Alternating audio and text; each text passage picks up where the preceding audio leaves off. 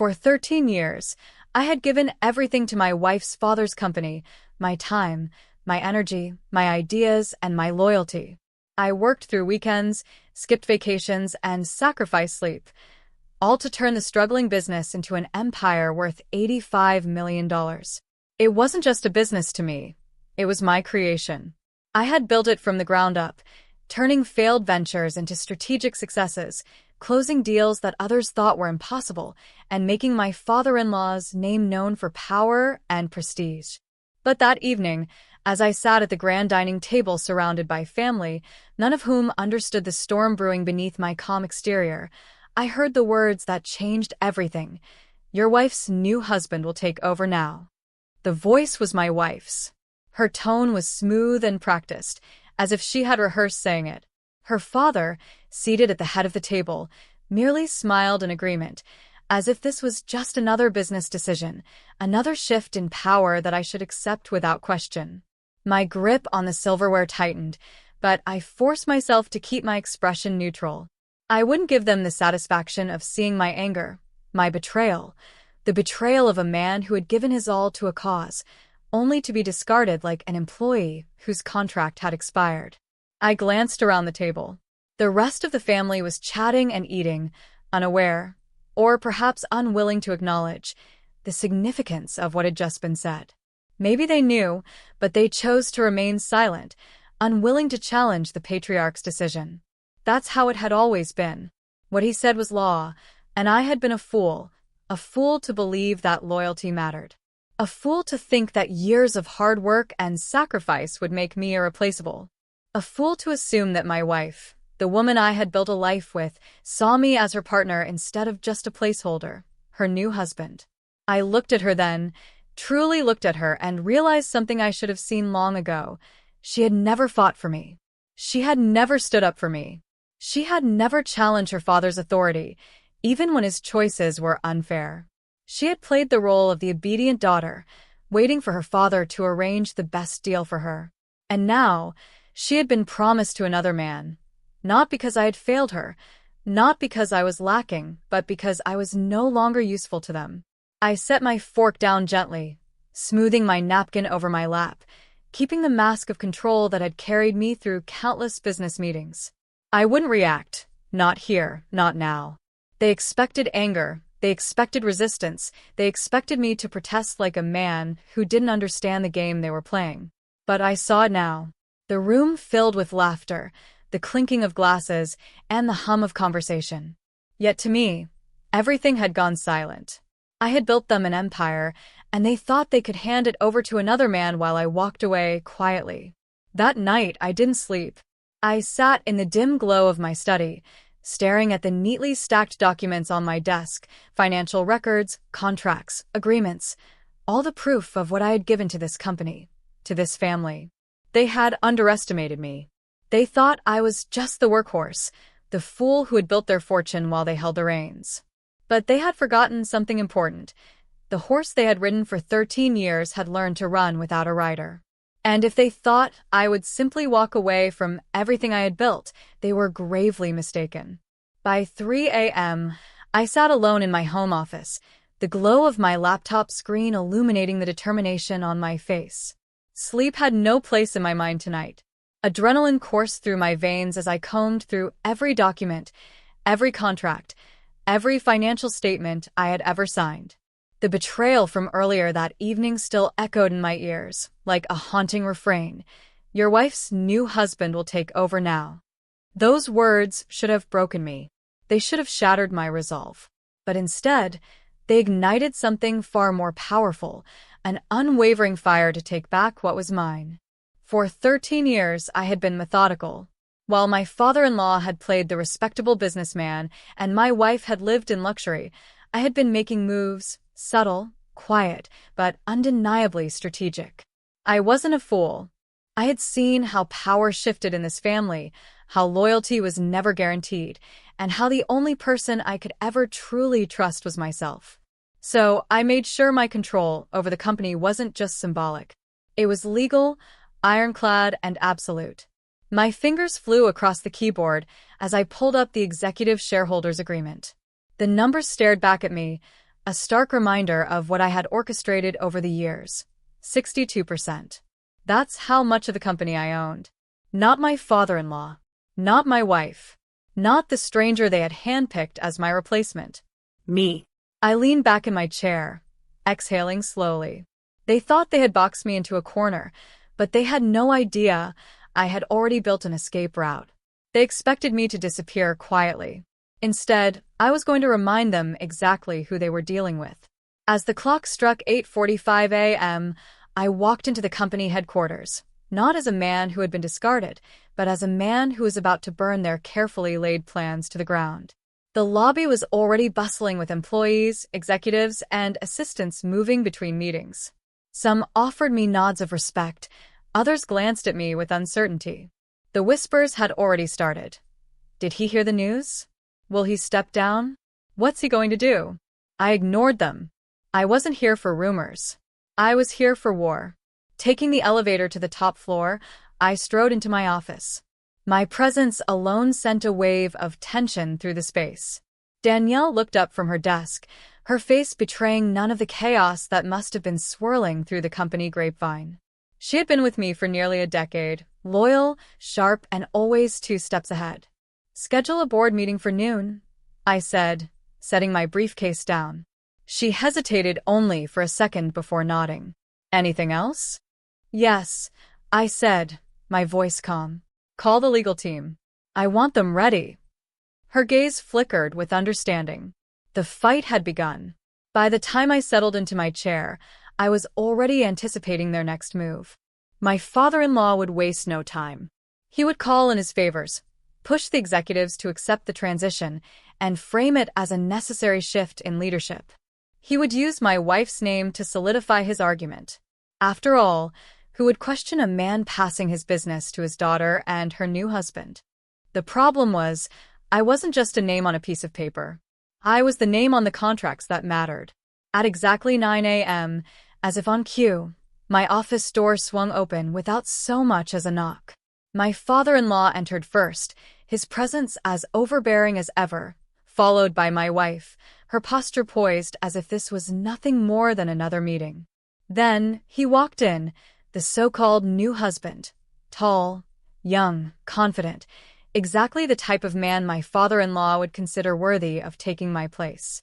He exuded arrogance, a smugness that came from believing he had already won. I almost laughed. I assume you're aware of the transition, my father-in-law said, his voice carrying the weight of expectation. I leaned back in my chair, steepling my fingers together. Transition. Interesting choice of words. The man beside my wife smirked, as if he found this amusing. I ignored him. He was nothing more than a placeholder, a pawn in someone else's game. My focus was on the real threat, the man who had orchestrated this betrayal in the first place. We need you to oversee the handover, my father-in-law continued. We expect full cooperation. I exhaled slowly, shaking my head. They really thought they had everything figured out. You don't have the authority to make that decision, I said, my voice eerily calm. A flicker of irritation crossed his face. My wife's expression barely shifted, but the smug look on her new husband's face faltered. I reached for the remote on my desk and pressed a button. The massive screen on the wall lit up, displaying the executive shareholders' agreement. Their eyes darted to the document, confusion first, then panic. This document states that any transfer of power requires approval from the majority shareholder, I said, watching as the reality of the situation dawned on them. And that would be me. Silence. Heavy. Unmistakable. For the first time, my father-in-law's mask of composure cracked. This is impossible, he muttered.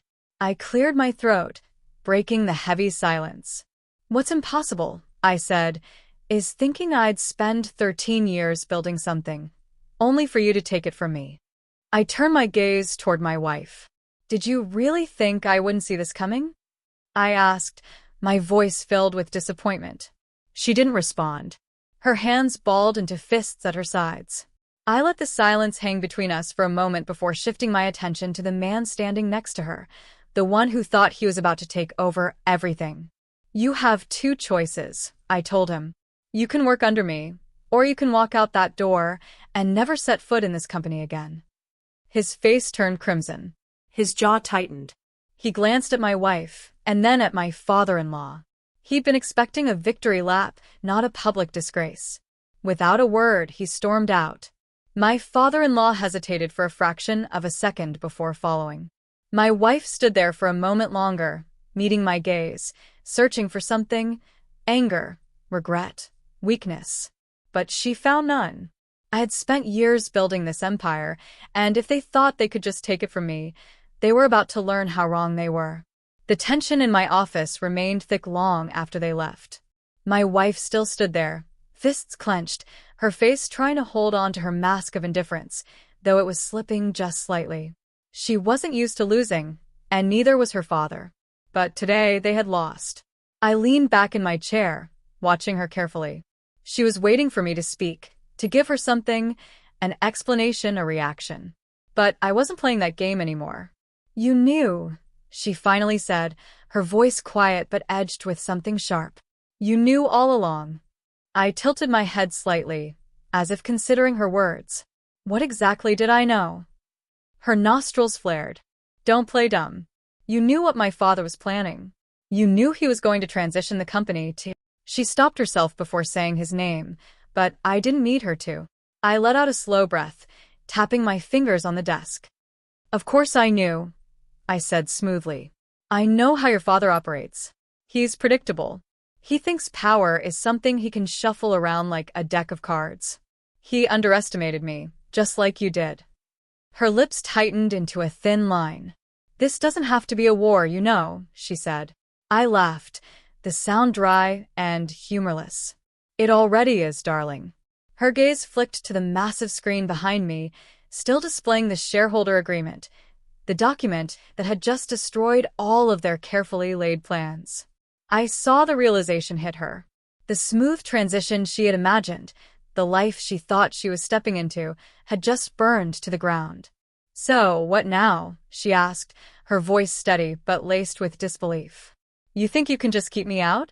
That my father will accept this?" I stood up slowly, deliberately, and rounded the desk. She stiffened slightly when I stopped in front of her. "Let's get something straight," I said, my voice low. "Your father doesn't run this company anymore. I do. If you want to stay in this game, you'll do it on my terms." She scoffed. "You don't control me." I smiled. "No, but I control what matters. And right now, that's the future of this company. If you thought I was going to just step aside and let you and your new husband waltz in, you don't know me as well as you think." Her jaw tightened. She had always been good at hiding her emotions, but I knew her too well. She was panicking. "This isn't over," she whispered, her voice carrying more desperation than confidence. "Oh, I know," I said. "It's just beginning." She turned on her heel and left, slamming the door behind her. I exhaled slowly, rolling my shoulders back. The first battle had been won, but the war was far from over. I had disrupted their plans, but I knew my father-in-law well enough to understand that he wouldn't accept defeat easily. He had spent decades building his reputation, surrounding himself with people who feared, admired, and obeyed him. I was about to become the one thing he had never accounted for, his equal, or worse, his superior. I pressed the intercom button on my desk. "Danielle, call a board meeting." "Noon." "Understood," she replied instantly. I needed to secure my position before my father-in-law tried to rally the board against me. Money and influence could turn people disloyal in an instant, and I wasn't naive enough to think I didn't have enemies among the executives. I walked over to the window, looking down at the city below. I had spent over a decade building this empire. And for what? To be discarded, replaced, humiliated? No. Not a chance. At noon, the boardroom was filled with executives. Some looked anxious, others neutral. A few clearly waited to see which side would come out on top before making their move. I took my seat at the head of the table. "I know many of you have heard rumors," I began, my voice steady. "So, let me clear them up. Yes, my father-in-law intended to replace me. No, that will not be happening." Murmurs rippled through the room, but I let them speak for a moment before continuing. I've built this company into what it is today. Every deal, every expansion, every strategic move, I've been at the center of it. And I won't let a man who hasn't worked here a single day walk in and take what I've built. One of the executives, a man I had always respected, cleared his throat. Your father-in-law has significant influence. He could make things difficult. I met his gaze directly.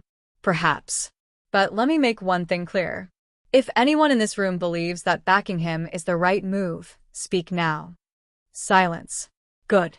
Loyalty matters, I continued, my tone softer but no less firm.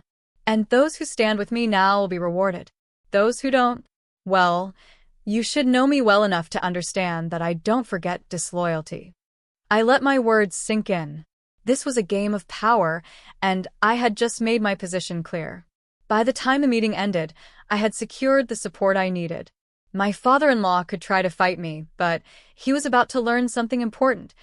I wasn't the man he thought he could control. I had won, and nothing would ever be the same again. By the next morning, the entire city knew what had happened. The headlines, splashed across business news outlets, were as harsh as they were gratifying. Corporate power shift, end of an era at Hastings Enterprises. Chairman resigns amid financial misconduct allegations. Hastings' empire crumbles, and the rise of its true architect. I sat in my office, sipping my morning coffee and reading each article with quiet satisfaction. The battle was over, and the field was mine. My father-in-law had been forced to step down, stripped of the company he had once commanded. His shares, once a symbol of his iron grip, were now in my name. And the best part? He hadn't even tried to fight back, because deep down he knew he had lost. Danielle walked in without knocking, holding a tablet. You made every front page. Some say you're a genius. Others call you ruthless. I smirked. Both are true. She placed the tablet on my desk, giving me a sharp look. You should know something. Your ex-wife has been calling repeatedly. I didn't react. I had been expecting this. Let her call. Danielle hesitated. She also came by the building earlier. Security turned her away. I exhaled slowly. She's not used to being ignored. Danielle muttered under her breath. Clearly. She paused before adding, one more thing. You're getting interview requests. Bloomberg, Forbes, even some international networks. Everyone wants a comment. I chuckled. They want to know how I managed to dismantle a legacy in less than a week. Something like that, she replied. I leaned back in my chair, considering. Truth be told, I had no interest in feeding the media frenzy. Let them speculate. Let them build their stories about power, betrayal, and corporate warfare. The only thing that mattered now was control, and I had secured it. Decline all of them, I said. Danielle raised an eyebrow, but didn't argue. She knew me well enough to understand that I didn't do anything for public approval. And my schedule for today? I asked. You have a meeting with the new board at 2 p.m., she said. They're eager to know what direction you want to take the company in now that it's fully yours. I nodded. Good. Make sure all financial reports are on my desk before then. I want to go in with every number at my fingertips. Danielle turned to leave, but paused at the door. And about your ex-wife? I didn't look up from my coffee. She made her choice. She can live with it. Danielle nodded and left. For a moment, I allowed myself to lean back and close my eyes. The past few days had been a full-blown war, but I had emerged exactly where I needed to be, at the top. And I wasn't about to let anyone drag me back down. By noon, I received another call from her. I ignored it. By 12:30, a message came through. We need to talk. I smirked at its simplicity, as if a few words could undo everything. By 1 o'clock, another message arrived. Please. That one made me pause, not because I felt anything for her. I didn't. That part of me had been erased the moment she sat at that dinner table, letting her father dictate my replacement. No, I paused because I recognized desperation when I saw it. And desperate people were unpredictable. By 1:45, I arrived at the boardroom. Executives were already seated, their posture stiff, their eyes wary.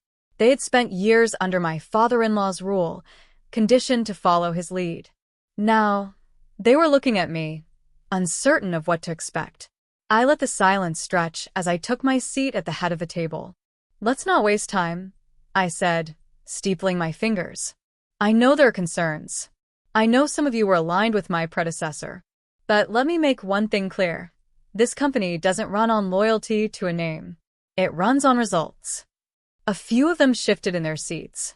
"We're not going to waste time mourning the past," I continued. "We're going to move forward. And those who are ready to do that will be rewarded." The tension in the room eased slightly. These were business-minded people. They didn't care about sentiment. They cared about profit. And if I could make them more money than my father-in-law ever did, they would fall in line. I spent the next hour outlining my strategy, expanding global operations, restructuring inefficient departments, securing new international partnerships. By the time the meeting ended, the board was no longer uncertain. They were intrigued, and I had them exactly where I wanted them. That night, as I was leaving the office, I saw her. She was waiting in the lobby, standing near the entrance in a fitted gray dress, looking as polished as ever. I could have walked past her. I could have ignored her completely. But a part of me wanted to hear what she had to say, if only to watch her scramble for an explanation. So I stopped. She looked up, relief flashing across her face. "You finally decided to see me." "No," I said simply. "I just didn't feel like pretending you don't exist." She flinched slightly, but quickly recovered. "Can we talk in private?" I studied her for a long moment, then without a word, I turned and walked toward the side exit. I knew she would follow. Outside, the night air was crisp, the city lights reflecting in the glass windows of the building I now fully controlled. She wrapped her arms around herself, hesitating. "I didn't want this," she finally said. I laughed, shaking my head. "You stood by and watched it happen." She stopped herself, frustration flickering in her eyes. "I didn't know how to stop it." "You didn't try," I said coldly. Silence stretched between us. "I made a mistake," she admitted finally. I nodded, shoving my hands into my pockets. "Yes, you did." Her lips parted slightly, as if she had been expecting a different response. She exhaled. "I just want to know if there's any way to fix this." I looked at her, really looked at her. She had been the woman I once trusted, once believed in. And now she was just another person who had underestimated me. "No," I said, my voice even. "You don't get to fix this. You don't get to rewrite the ending." Her eyes flashed with something, anger, regret, maybe even grief. But none of it mattered. I turned and walked away, because some things weren't meant to be salvaged, and she had made her choice. As I walked away from her, I didn't look back. There was no need. Whatever desperation she was feeling now, whatever regret had crept into her heart, it was too little, too late. She had watched me be discarded like an afterthought, had stood silent as her father tried to erase me from my own empire. And now she wanted to fix things. There was nothing left to fix. I stepped into my car, exhaling slowly as I gripped the steering wheel. My phone vibrated in my pocket, and I already knew who it was before I even glanced at the screen. Another message from her. "Please, just one conversation." I didn't bother responding. Instead, I turned off my notifications and pulled out of the parking lot. There was work to be done, a company to run, a future to secure. The past could keep calling, keep begging, but I was done answering. By the time I got home, my body was exhausted, but my mind was sharp. I poured myself a drink and stepped onto the balcony of my penthouse. The city sprawled before me, alive and endless, glittering under the night sky. I had won. Everything they had tried to take from me, I had taken back and more. The company was mine now, fully mine. And for the first time in years, I didn't have to answer to anyone. No father-in-law dictating my future, no wife standing in the shadows, complicit in my downfall. So, why did I feel this quiet, lingering sense of anticipation? Because I knew the game wasn't over yet. People like my father-in-law didn't just walk away. They regrouped. They retaliated. And I was ready for it. I said, nodding. "It's more than good." She corrected me. It's a statement. The market knows you're not just holding your ground. You're expanding. That was exactly the point. My father-in-law had spent years playing it safe, keeping the company in familiar territory. But power wasn't about playing it safe. It was about dominance. Any pushback? I asked. Not from the board, she replied. But your ex-wife has been making calls. I didn't react immediately. Who? Some of the investors, a few of the executives still loyal to her father. I sighed, tapping my fingers on the desk. She's looking for a way back in. Danielle continued, trying to use whatever influence she has left. And how are they responding so far? They're ignoring her, but if she keeps pushing, someone might listen. That was the problem with people like her. They never accepted defeat.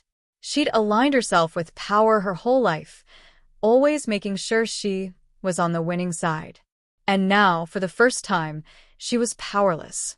Let her try, I said finally. It won't change anything. Danielle hesitated. She also showed up at the building this morning. Security turned her away. I chuckled, shaking my head. She's getting desperate. Danielle nodded. Let her be, I said simply. She studied me for a moment, then nodded in return. She didn't need to say anything, but I could hear the unspoken words. This isn't over. And maybe in her mind it wasn't. But for me, it had been over the moment she let me be erased. By mid-afternoon, I was on a conference call with a potential partner in Dubai, discussing another big acquisition. We were growing fast, and the world was taking notice. Your reputation precedes you, the man on the other end said. The way you handled your transition of power was ruthless. I smiled slightly. Business isn't personal. Oh, but it is, he chuckled. Every move you make shows the world who you are. And right now, the world is watching. I knew that. I welcomed it. By the time the call ended, I had secured another partnership, and Hastings Enterprises was one step closer to becoming a global powerhouse. I had built an empire no one, not my ex-wife, not her father, not their failed schemes, could take from me. And that was just the beginning. That evening, I stepped into my penthouse, the city stretching endlessly beyond the glass walls. I had a drink in my hand when my phone buzzed again, another message from her. I should have ignored it, but something inside me wanted to see what she had to say. I opened it. I just want to talk one last time. I exhaled, setting my drink down. I didn't know her anything, but I was curious about her final move. So, against my better judgment, I replied with a single message. Tomorrow noon. My office. The next day, exactly at noon, she walked into my office. She still looked polished, carrying herself with effortless confidence. But there was something different now, a hesitation in her step, a flicker of doubt in her eyes. She sat across from me, crossing her legs carefully. You look good, she said after a moment. I didn't answer. I just studied her. She sighed. I don't know how to start this conversation. Then don't. Her jaw tightened slightly, but she forced a small smile. I made a mistake. You made a choice, I corrected her. It was the wrong one, she admitted. I tilted my head slightly. Didn't seem wrong when you sat across from me at that dinner table, letting your father replace me like I was an employee past his prime. She flinched. Good. I was stupid, she said, her voice quieter. I let my father control everything. I let him make the decisions, thinking it was what was best for me. But I see now. She swallowed. I see that I lost the one thing that actually mattered. I leaned back, watching her. And what was that? She hesitated. You. I laughed, not meaning to, but it just came out. You didn't lose me, I said, shaking my head. You threw me away. There's a difference. Her eyes flickered with emotion. Do you really hate me that much? I exhaled slowly. No, I don't hate you. I just don't care anymore. She stared at me for a long moment, and I saw the realization dawn in her eyes. This wasn't a game she could win, not this time. You wanted to talk, I said, standing up. Now we've talked. I have work to do. She rose to her feet, looking like she wanted to say more, but in the end, She didn't. She just nodded once, turned, and walked out. And this time, I knew she wouldn't come back. As the door shut behind her, I exhaled, not out of relief, not out of anger, but because for the first time in a long time, I felt absolutely nothing. And that meant I had truly won. The door clicked shut behind her, and for the first time since this war began, I felt nothing. No rage, no regret, no satisfaction. Just a cold, quiet finality. It was over. She had walked out of my life the moment she let her father erase me. And today, I had returned the favor. By mid-afternoon, I was on a conference call with a potential partner in Dubai discussing another big acquisition. We were growing fast, and the world was taking notice.